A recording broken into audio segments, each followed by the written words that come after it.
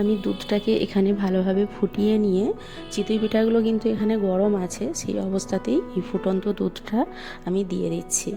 আর এখানে স্বাদ মতো যতটা পরিমাণ মিষ্টি লাগবে সেই মতো নলেন গুড় এখানে আমি দিয়ে দিচ্ছি। এটা আধ ঘন্টা 45 মিনিট রাখার পর কিন্তু দুধটা অনেকটা টেনে নেবে, এই পিঠাটা টেনে নিয়ে পিঠাটা কিন্তু খুব সুন্দর লাগবে খেতে। আর এটা খেতে খুবই অসাধারণ লাগে, যারা বানিয়ে খান আশা করছি বুঝতে পারবেন।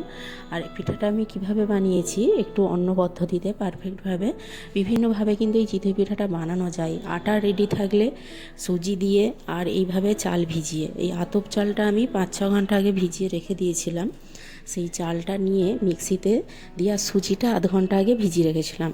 প্রথমে চালটাকে মিহি করে গরম জল দিয়ে কিন্তু পেস্ট বানিয়ে নিতে হবে, তারপরে সুজিটা দিয়ে পেস্ট বানাবো, তারপরে ময়দা মিশিয়ে এইভাবে এই চিতই পিঠার জন্য এই রকম একটা ব্যাটার বানানো হবে। খুব পাতলাও হবে না, খুব ঘনও হবে না। আর এখানে কিন্তু অবশ্যই একটু নুন দিতে হবে, না হলে স্বাদটা কিন্তু ভালো আসবে না।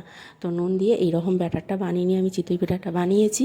আর এই একইভাবে ব্যাটার বানিয়ে একটু পাতলা করে কিন্তু ওই সরু চাকি পিঠাটা বানানো যাবে।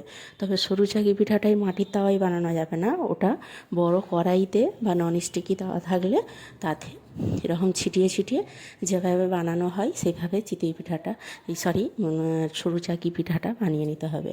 শুধু সরু চাকি পিঠার জন্য ব্যাটারটা